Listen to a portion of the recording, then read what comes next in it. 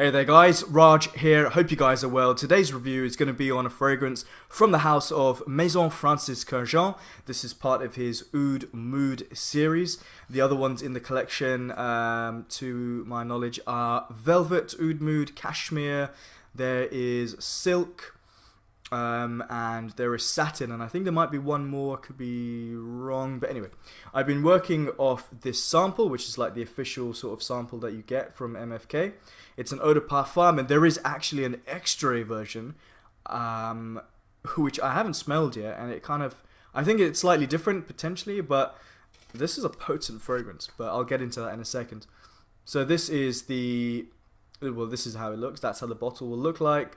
And as you can see, I haven't used the entire sample, and I always like to sample as much as possible. With this one, I wore it a lot. I've worn this fragrance a lot, but because I didn't need to use that much, it looks, like I haven't really tested it that much. But anyway, there is also a description in here which is a little bit flowery, but anyway. A fabric-like fragrance you'll want to wrap around you. A fluid and shimmering substance bestowed on sun-kissed skin. The scent of oud wood combines with Turkish rose and a touch of oriental vanilla in a gentle caress. So yeah, okay, so this is a very powerful fragrance. A little goes a long way. I only did one spray from this 2 ml atomizer. I tried to spread it around the body as much as possible, and actually these atomizers are quite good to control.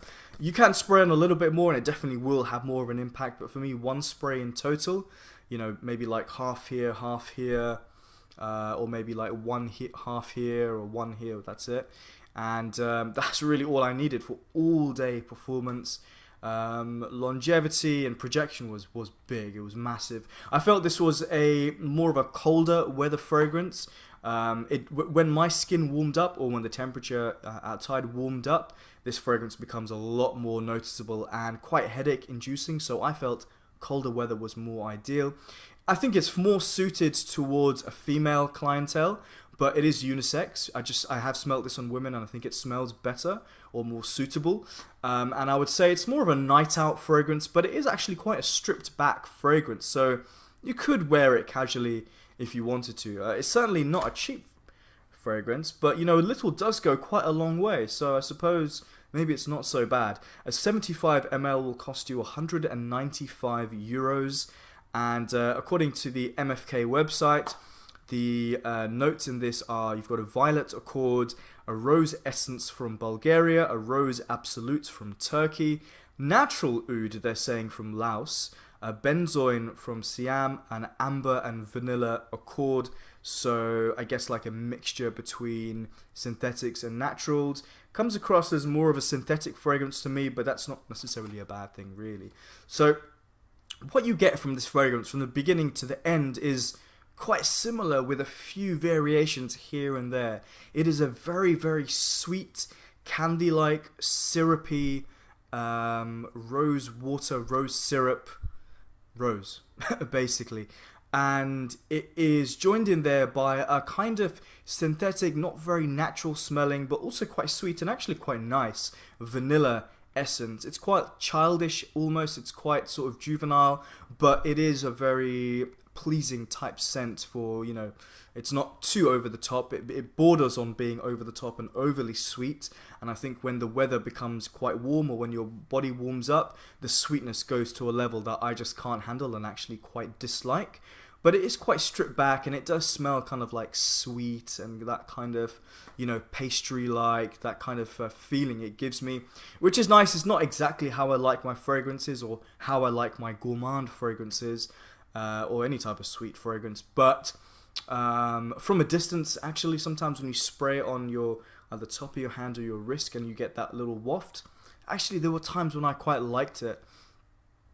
But there's not a huge amount going on in this fragrance. There's not really much more that joins the party.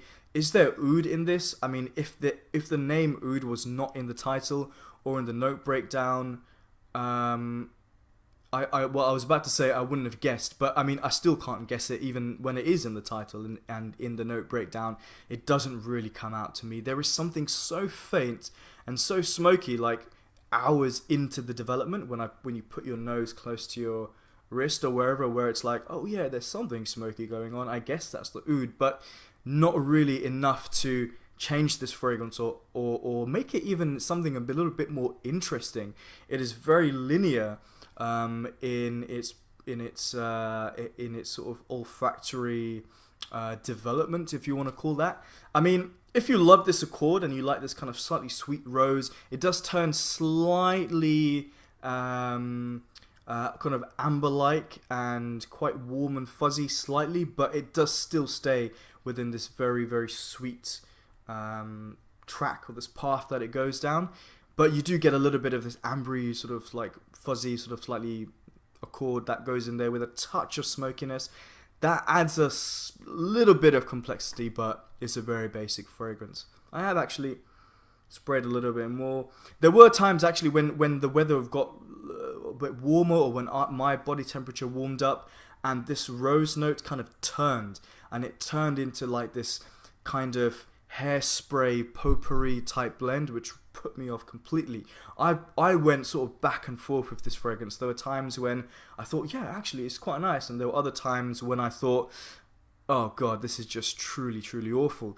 And my final sort of rating is kind of somewhere in the middle, but the more I've got into this fragrance, and as you can see, I'll show you again, I've worn, you know, I don't know, like 1.5 ml or whatever.